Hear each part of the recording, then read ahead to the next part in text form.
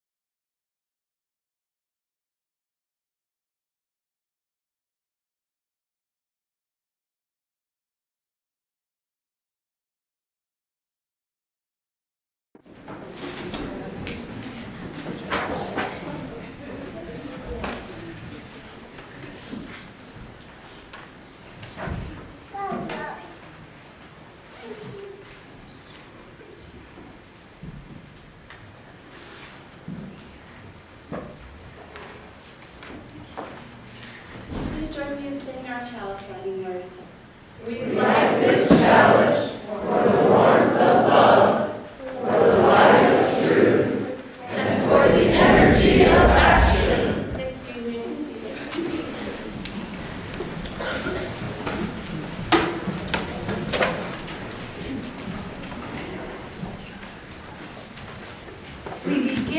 this morning with our meditation, which we usually have after the children go downstairs. At the core of our meditation today are the lives of people of color that have been taken during the year 2015. There were 75 candles that will be lit by our youth, and we invite you, as you see the faces of those who were lost, we invite you to think of them and as children with mothers and fathers, many of them as parents themselves, with the same deep connections in community that you have. So I invite you first to listen to this bell and find within you that quiet place, the place that has been called the still point of the turning earth.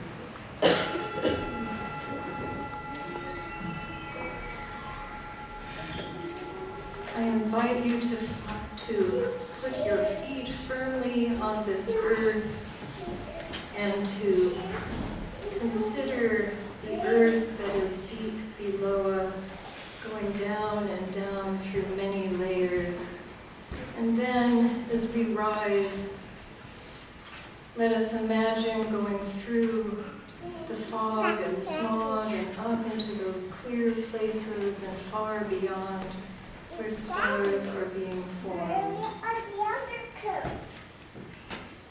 As we look back, we see this earth, this beautiful, brilliant earth.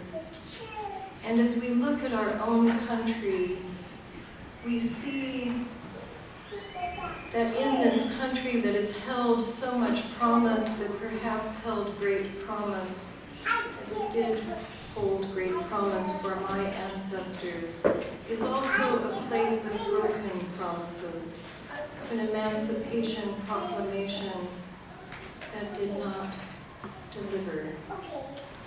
And through the years, racism has continued in many different forms. And in the year 2015, our eyes have opened to the extent of the danger that especially men of color are in with our law enforcement. Let us hold all that is here. And I want to also bring up that in our own community, with people who are here, we have people bringing joy and sorrow. Janice Reese has just been diagnosed with breast cancer and has been undergoing surgery. Let us hold her. Let us hold each other and all our unspoken joys and sorrows. Now I invite you to think of these people who have been lost during this year, for they are part of what fuels the fire in our youth and in many of our hearts to make change in this great country.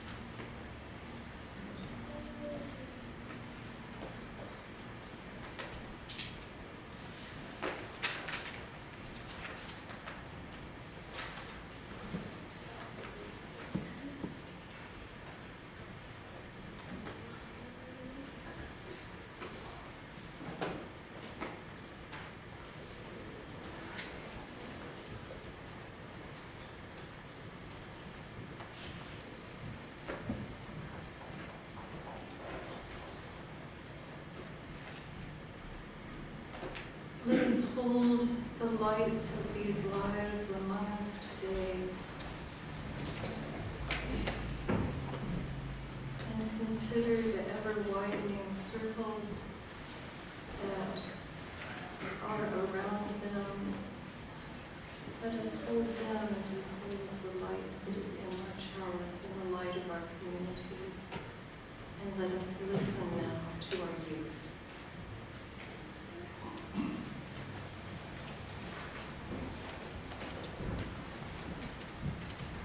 Okay, I'm not a youth. I might act like one. So, as DRE, I see all of the activities that happen in our district.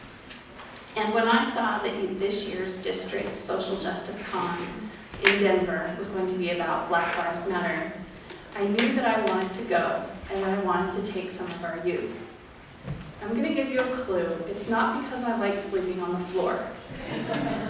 That is what we do. I did have an air mattress. But the reason I wanted to take our youth is because I know that this is something that they care about. I know that they've spent time in their class talking about the Black Lives Matter movement. I know that they discussed the case of Darian Hunt, who right here in Saratoga Springs was unarmed and shot by the police. And I know that several of them attended workshops when we were in Portland at General Assembly last summer and learned more about the work that the Standing on the Side of Love campaign is doing for racial justice. Another reason I wanted to go is because I knew it was going to be hard. It's hard to talk about race. Sometimes I'm not even sure that as a white person I have any right to say anything. I don't feel even remotely qualified to be a racist. It's also really hard to see and feel the urgency of this movement from where we sit. Utah's population is less than 2% African American.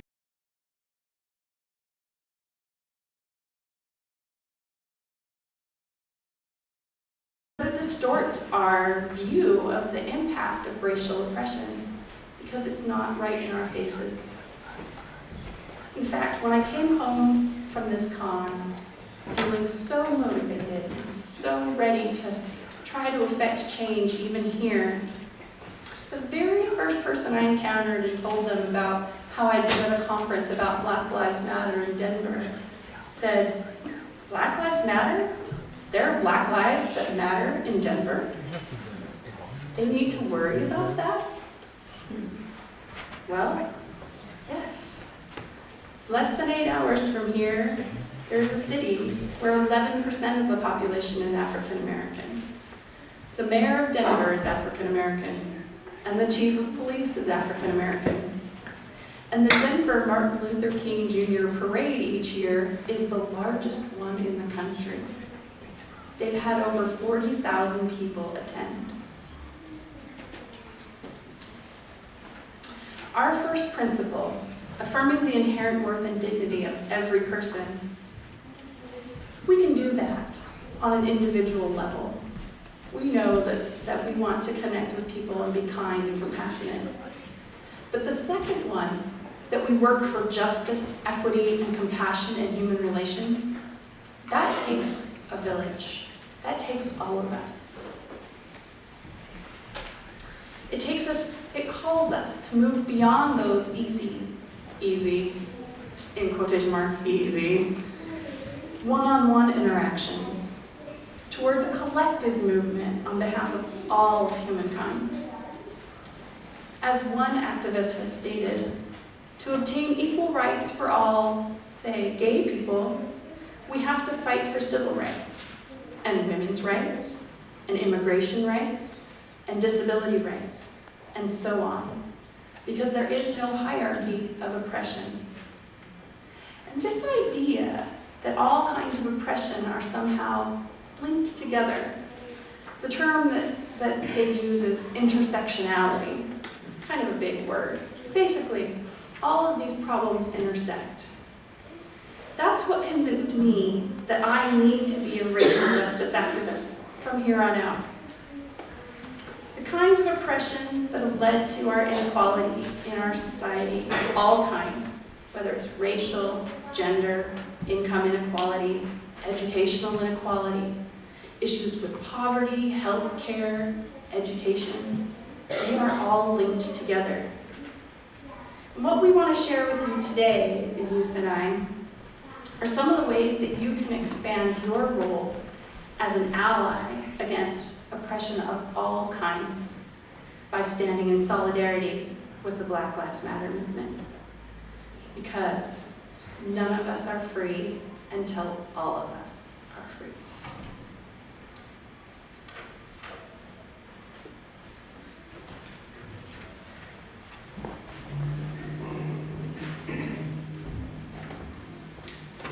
So, to sort of stand in solidarity against oppression of all kinds, one of the first things we need to do is learn about the oppression people have faced, both past and present. Most of the workshops at this con were focused on the oppression of people of color, past and present. We would meet in things called gaggle groups, which were basically a few facilitators and about a dozen youth. And the youth would be from all over the district, from different states. Most, because of the con being in Denver, were from Colorado.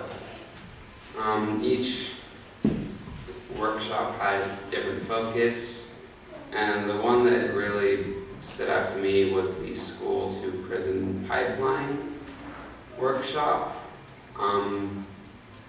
So the school to prison pipeline is a lot of the times in public schools. How students are dealt with disciplinary action is based off of the policy makers and educators. Often will go to law enforcement, and usually it happens in public school, and more often it will happen to people of color than those who are white. And even though the same actions are taken by both groups, out of place. And the ACLU describes the school to prison pipeline as a disturbing national trend wherein certain children are funneled out of public schools and into juvenile and criminal justice system. Many of these children have learning disabilities or histories of poverty, abuse, or neglect, and will benefit from additional education and counseling services. Instead, they are isolated from mission put out. So when they're usually referred to law enforcement this harshly, it increases their risk that they will come into contact with police in the near future. Often this is used to justify, oh, they were on the path of crime, but usually because of the fact that they're often punished harsher and then end up with it, is not the case. How we experienced it worked in the workshops. We played this game called K through 12 to Life. A few people were assigned a character. My group's character was the white person, so nothing really bad happened to that character. But all the other ones were people of colors. One was queer, one had learning disabilities, one was an undocumented immigrant. We'd each counter the same problem in schools, and they were punished differently. The worst that really happened to my character was they didn't get a good grade. Well, most of the other characters in the game, at least half of them didn't make it through high school because of the punishments they received. And it was all determined randomly, but the chances were not the same. Though it was just a game, it does reflect a real and serious issue, and that really kind of struck home because I am currently a student, and the fact that someone would just not be able to finish their education because of their race over a small thing as either arriving late or maybe getting into a fight in middle school or something that shouldn't necessarily ruin someone's life affected them.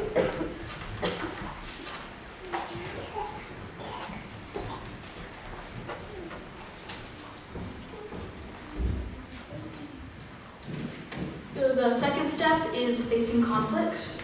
A couple weeks ago, you all probably heard about how how a number of us got to walk in the Martin Luther King Day parade in Denver, and some of us got to take a separate path that wasn't part of the original parade and was a protest by Black Lives Matter.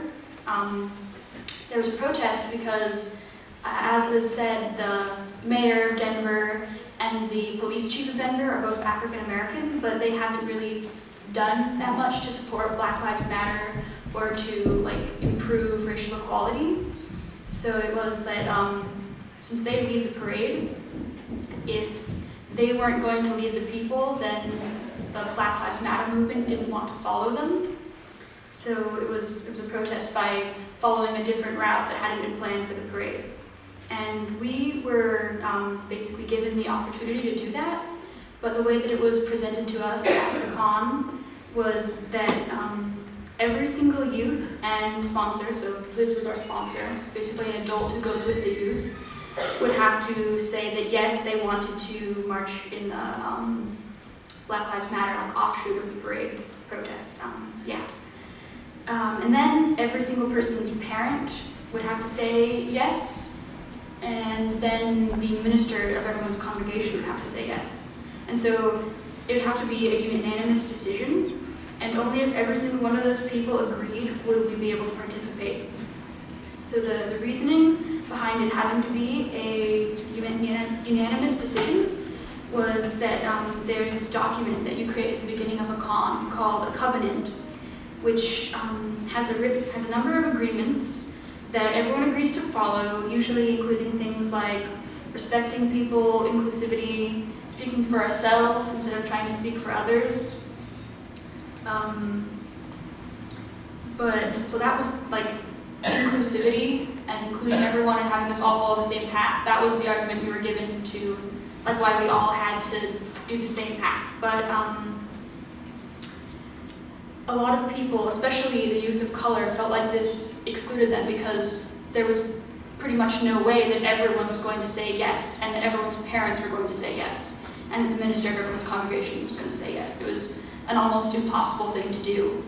And so a number of youth of color really didn't like that decision because after we voted, they came back to us and they said, okay, one person voted no, so we're not going to do this. So these youth of color really felt like their voices weren't being heard, and they were very passionate about this protest. So they had a meeting where they met with the adults, and then a meeting with all the youth and one adult because of the rules of con, requiring having at least one adult in a group of youth. So at this meeting, it was all the youth. Everyone shared their thoughts and expressed the injustice of this having to be a unanimous decision. After this, there were more discussions, and eventually, because of this fighting for the ability to go to this protest, it became that there were going to be two groups of youth. So youth could either stay with the original parade route or they could go with the protest. So this sort of conflict brought up another part of the covenant that we made at the beginning of the con, which is intent versus impact. This means when an action with good intentions leads to a not so good impact, recognizing that there were good intentions at work, but also taking responsibility for the negative effects and trying to do what you can to fix it. So in this situation, the intent was to keep all the youth safe, to secure adequate permission, because lots of us were minors, and to keep youth from being excluded because of the path they took. The impact of doing it this way was that many felt that it was impossible for us to be a part of the protest, and many youth of color felt like their voices weren't heard, which, even though it was a big conference all about, social action and racial equality.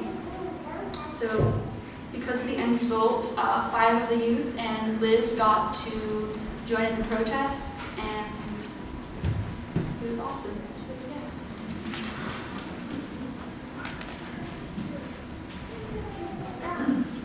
yeah. as a piece of what Arthur shared with you, I was one of the no votes. And I was told that the youth of color felt that the white adults had shut them down. And that is the conflict that I had to face. That the impact of my fear was that I had to get these 6 kids to the airport. And I was hundreds of miles away, and there was a risk that we were going to be arrested. This was not a sanctioned parade route. We were going to be disrupting traffic. We could get in trouble for that. And I was scared. So I wanted to just point that out, since Arthur didn't have the ability to say that for me, that it was a really hard conflict to face. My intentions, like were said, intentions versus impact. My intentions were great. I wanted to keep my kids safe, and I didn't want to get fired as your DRE for getting arrested in Denver at a con. But the impact of my involvement in that discussion was that the youth of color felt that their voices were drowned out by those of us with more authority.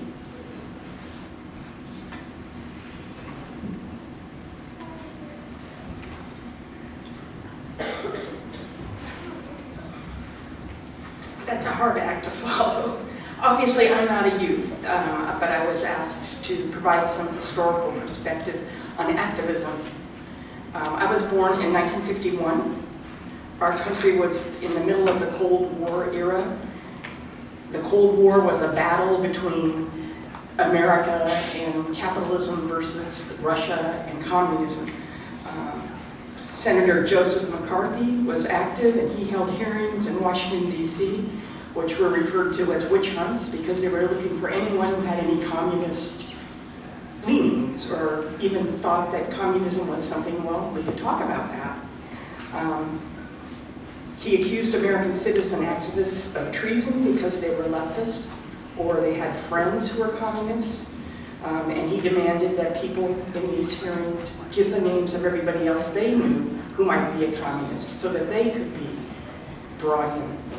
So it was a very scary time.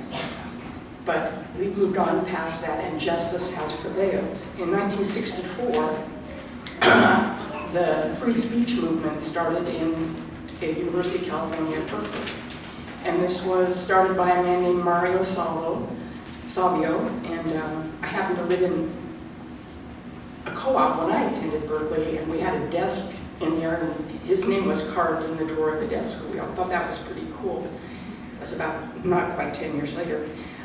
He had been in Mississippi protesting segregation and working for the civil rights movement, and when the university came back to the university and was giving speeches on campus, and the university said, no, you're not allowed to talk about that on our campus. And there's an area at Berkeley called Sproul Plaza where people come to disseminate information. And he was giving a talk there, and a lot of people were there, and the police came, and he just told the audience, all the attendees, just sit down. So that was the beginning of what we call the sit-in era, where if the police came and started to arrest people, people would sit down in a non-violent way, refuse to be arrested. At the same time, the Vietnam War was heating up. The 60s were a very tumultuous time. It was very divisive. Young men were being drafted and sent to a war that they didn't believe in. At people my age, we all knew someone who had died in Vietnam. I remember sitting around a television watching the draft numbers be called, because if you were a young man, your name was in a hat, and they called out the birth dates of the first, I think, 160 days or so. Those people had to go into the war and fight. More and more people started to protest that war. In 1968, 69, 70, huge peace marches happened all over the country. I remember walking down the street in San Francisco and Geary, looking all the way back to the ferry building, which is maybe a mile long. It's a long ways, big wide boulevard filled with people protesting the war. We were walking towards the Golden Gate Park where we had a huge peace rally. And we did end that war, and that's what's given me the faith to know that as an activist, we can make a difference. And when we speak out against injustice, we are going to change the world. We demonstrated down at the nuclear test site in Nevada, and we still are fighting that battle. We just had a downwinders service here a couple weeks ago. We do this because we know it's right. We are on the side of right when we fight to end racism, when we fight for economic equity, for feminism, for the Equal Rights Amendment, reproductive freedom, disability rights. We fought for years with the lesbian, gay, transgender movement. And right here in Utah, we were the first state to have a case that prevailed, and marriage equality is the law of the land. Of course, we're still fighting that battle. We've got legislators up here in Utah, in Salt Lake, as well as nationally, who say they're going to change the Constitution and somehow, I don't know what they think they're going to do, to prevent same-sex marriage. But we know it's right, and we'll keep working. The message of the Black Lives Matter movement is right. As Americans, we cannot allow the systematic devaluing, in particular, of black boys and men to continue because it is immoral. When we watch that long list of pictures of Americans who have been killed by police because of their color, we, I think, all deeply know in our hearts that that is wrong and it must stop. The only way change can come about is when we speak out, when we take action. When we march in the streets, demand fairness and respect for everyone, then we're on the road to change. We cannot be silent. There might be not as much to do in our local vicinity as we would like, but we can speak out. We can write letters to the editor. We can speak out on Facebook or blogs. We can make our presence known and make it known that we don't agree with the so-called majority. We cannot be silent, and when we do take the power, we will change the world. And I salute these kids for becoming activists and for going over there and risking getting arrested. I know it's scary. I've done that a few times. Once was on the naval base in Alameda during the Vietnam War, and that was probably a pretty stupid effort that we drove onto the naval base and tried to block a ship that was going off to Vietnam. But we took the risk, and they didn't arrest us. They just sort of screwed us away. But it was scary. It was very scary to actually be there and thinking like, they're going to arrest me, and I'm going to have to call my mother and say, help me. I mean, that was very scary at that time when we were 17, 18 years old. So these risks we take are worth it. And we will make this a better world for everyone. And I hope we all stand by our Unitarian belief that what we're here to do is make this world a better place now for everyone. We don't need to worry about what comes later. We need to take action now.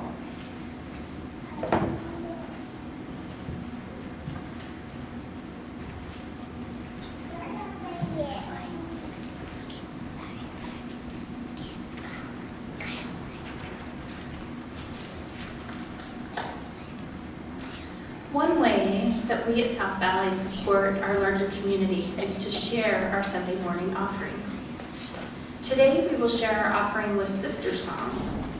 Sister Song is a network of grassroots organizations devoted to securing reproductive justice for people of color. For more information, please see your order of service. Will you please join with me in saying the words printed in the order of service for our offering? We are this church. We are its hands, its heart, its voice. Together we share the wealth of this community and sustain it with our gifts.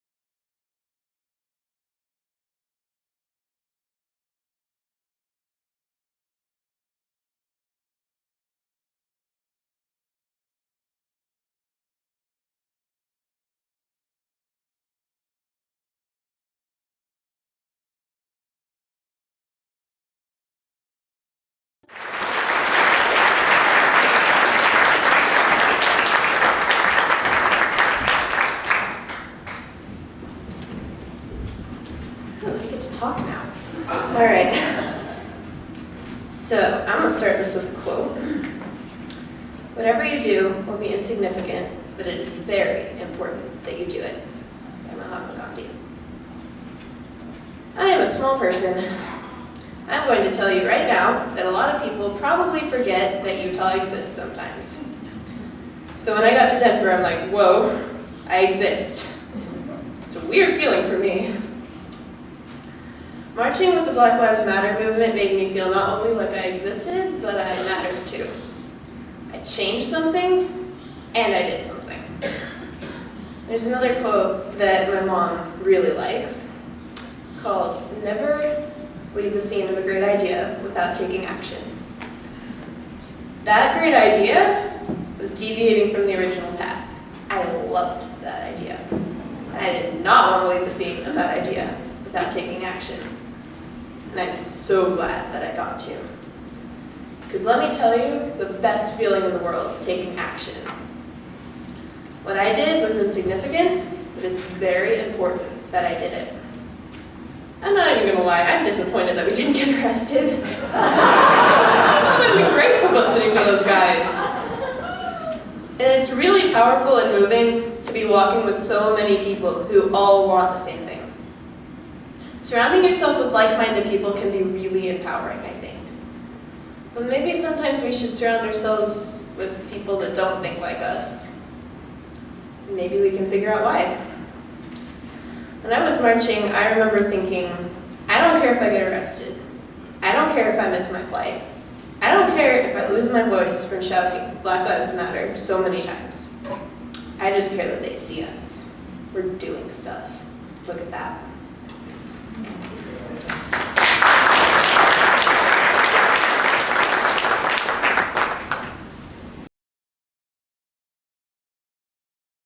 Wade in the Water is about the escaping slaves who were told that if they waded in the water, they could escape the dogs and the people who were following them. It's also about jumping in. It's about getting involved with your whole self.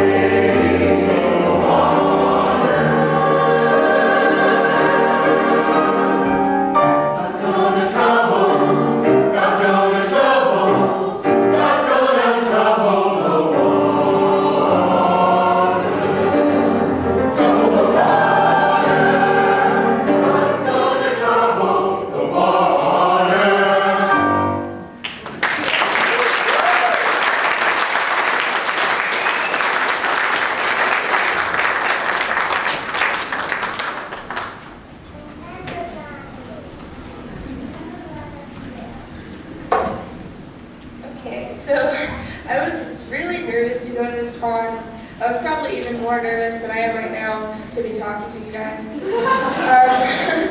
I think most of the reason I was nervous is because I grew up in a community and just an area of this country where there's really not a lot of racial diversity.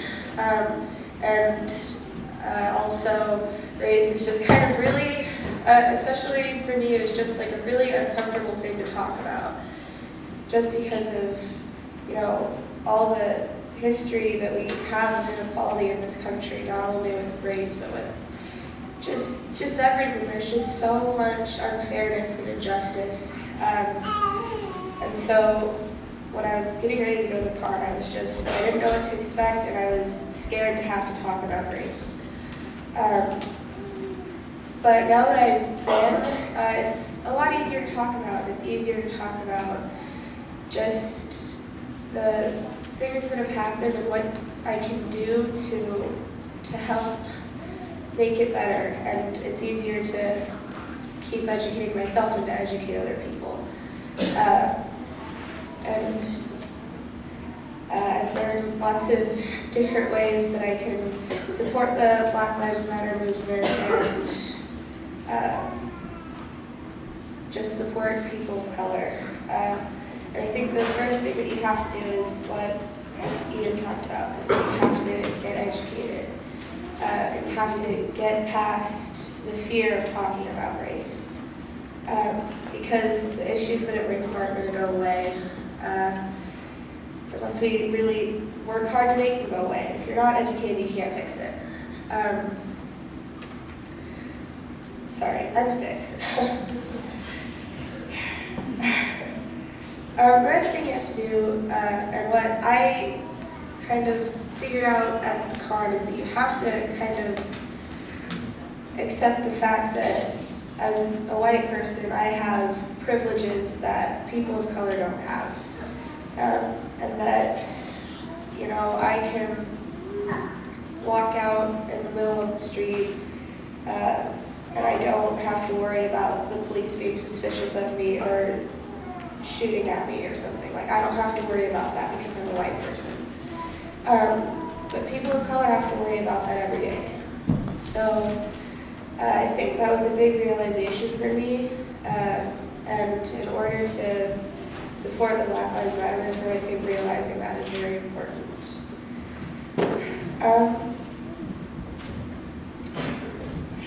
Sorry.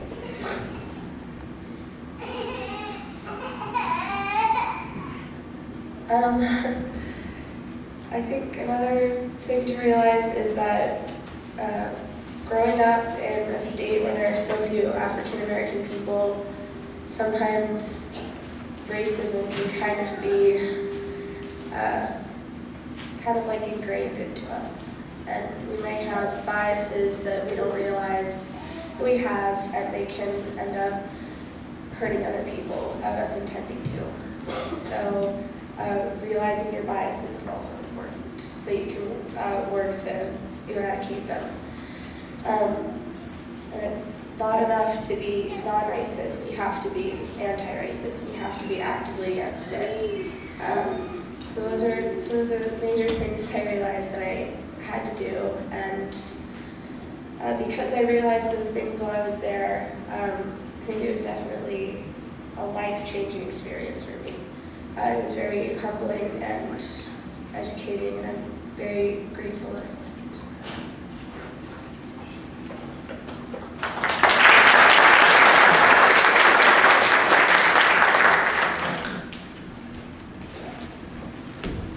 So I may look a little like a youth, but I'm actually not. I am going on a year of being transitioned from YRUU to young adulthood, which is kind of crazy to think about.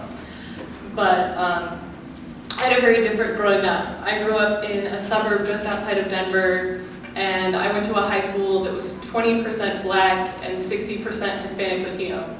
So race was at the forefront of my everyday life. And this was actually my 5th MLK Youth Con to go to, and my 6th time marching in the MLK Parade. So I've been deeply involved in this for many years. And I was really happy that I got to be there and see how the youth handled the conflict of having to make this big decision as a full community.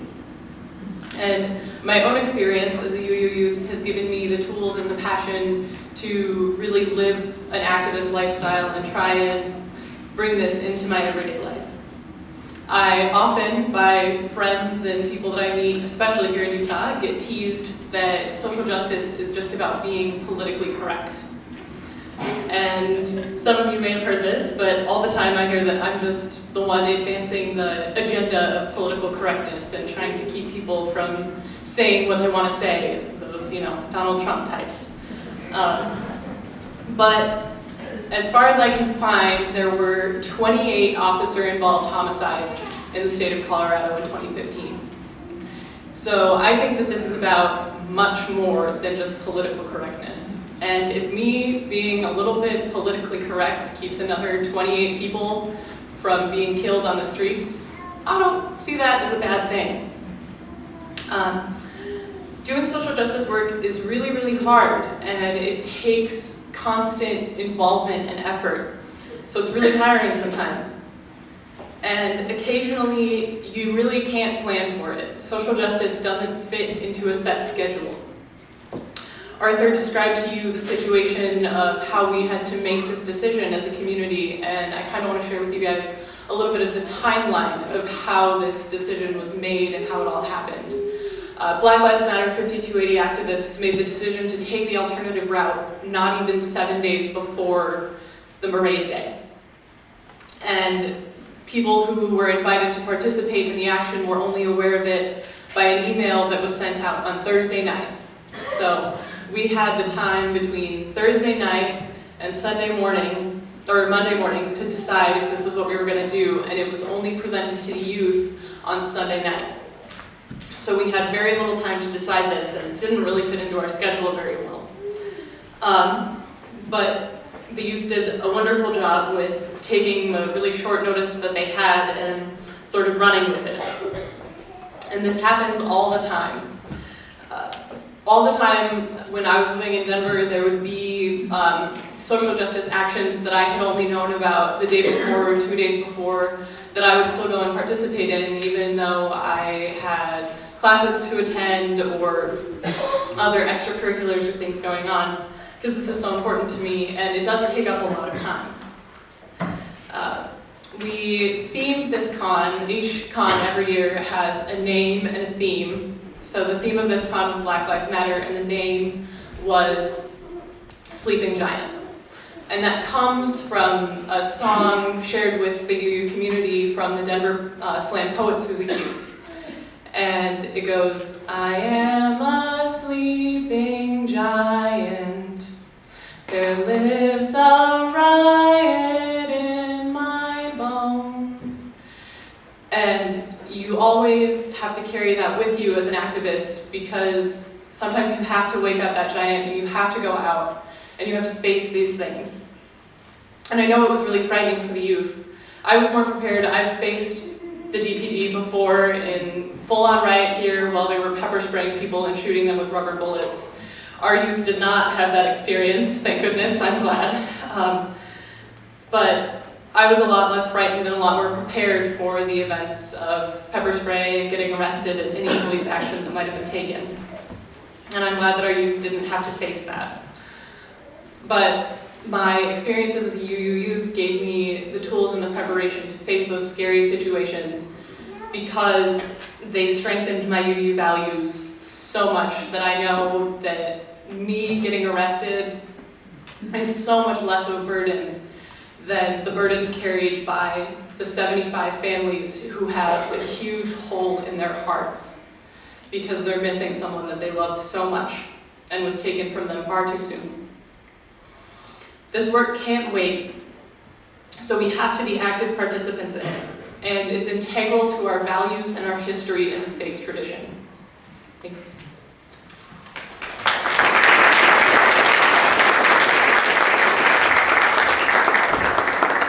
Aren't they wonderful?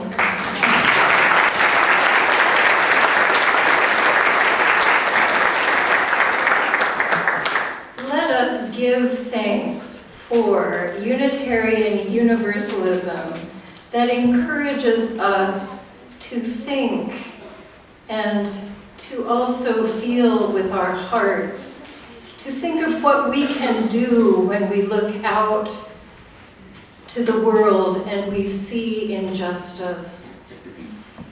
In this sanctuary, we are all at a different place, and you are all welcome here. And I am grateful for the fire that is in the heart of our youths. And I remember when I had that fire as a 12-year-old participating in the moratorium against the Vietnam War and wearing those armbands and irritating my parents. And what a marvelous time that was, and also what great change that we were able to bring about. So I invite you to open your hearts a little to that fire, or maybe a lot to that fire, to consider how you can wade in that water, how you can jump in, because there is so much injustice in this world, and by doing nothing, we just get depressed and feel horrible. We must do something. So I invite you just for a few moments of silence to consider what is in your heart. Is there a flame that is burning? And what is the direction that you would like to do? Let us have those few moments of silence together.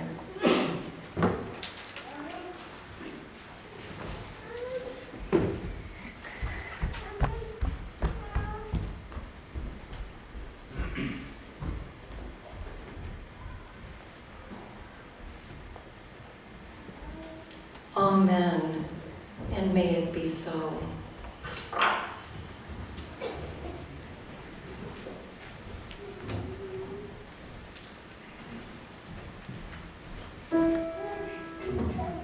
Before Jan leads us, I'm going to, so I'd like everyone to please stand. And what we're going to share with you is part of our experience. There was this great guy who came to the con. His name is Johnny Five from the band The Flowbots. And if you've heard of The Flowbots, you are hipper than I am. At any rate, he came and taught us some new twists and mashups of protest songs to help keep us motivated as we walked the parade route. So I would like you to engage in this with us, thinking that you are walking on the parade route. In fact, if you feel so inclined, you can join arms with your neighbors as you march. I'll sing a phrase, then you sing a phrase. I lost my pitch, I thought. Which side are you on now? Which side are you on? Now you. Which side are you on now? Which side are you on? Repeat.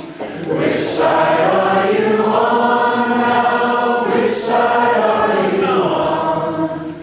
Which side are you on now? Which side are you on? And there's another song that goes along with it. It goes like this. I'll sing the first phrase, and you sing it.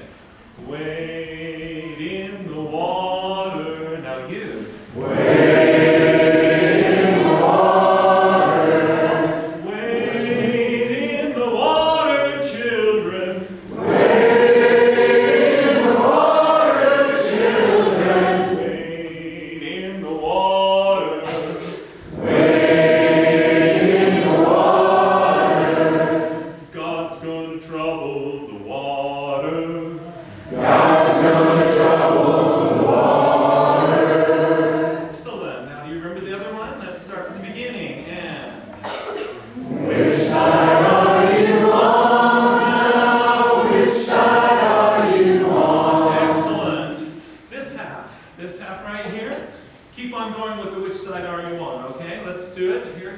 have you go with wade in the water when I say. We're going to give them a chance to get started. And which side are you on now? Which side are you on? Begin.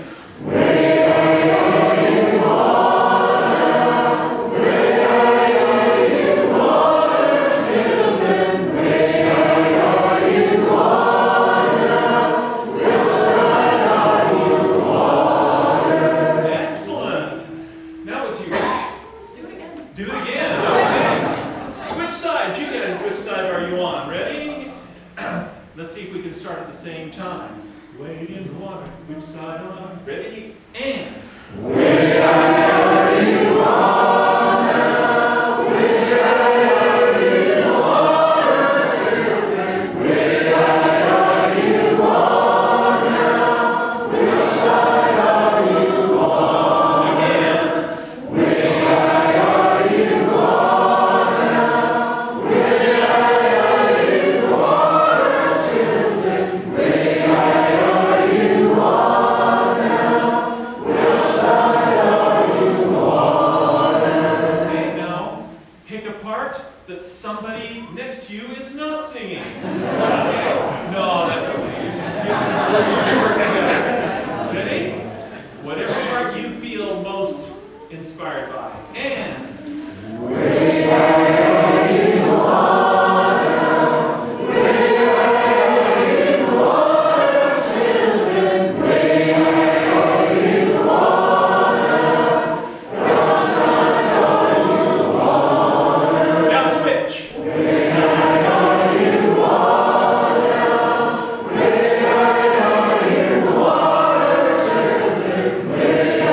are you on now? Which side are you on? Which side are you on now? Which side are you on, children? Which side are you on now? Which side are you on? Now loudly. Which side are you on now? Which side are you on, children? Which side are you on now? Which side are you on?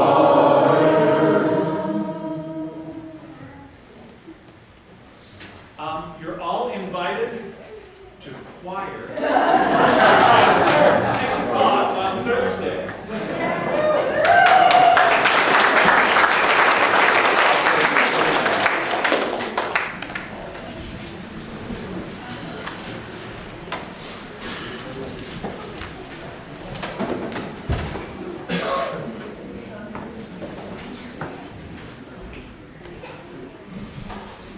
Each week, and this is no different, we are blessed with visitors, and I hope that many of you who are visiting are as, I am deep in memory of the times of my youth when we had lived abroad and moved back to the United States and marching, yeah,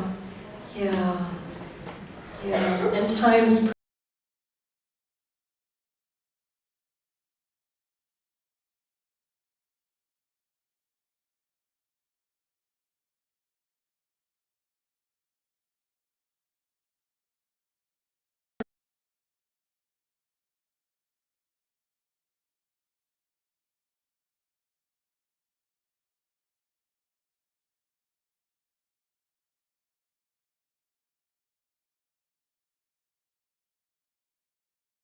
This is the time when I extinguish the chalice and invite you to take that light into your heart and out into our smaller community and then out into the larger community.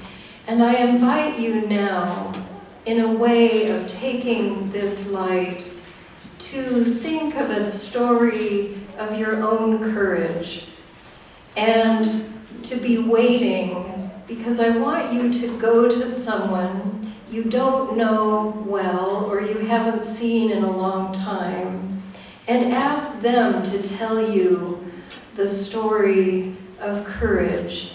I would have just had all of you ask the youth, but that would be a little bit, they'd feel a little bombarded. But please come to the youth and ask them more about this experience that I'm sure made their hearts beat fast and opened their minds to the possibilities of making this world a better place, of transforming this world. So I invite you now to think of that light within you, the times when that light has shone bright. Perhaps it was just stopping a racist joke, and perhaps it was ...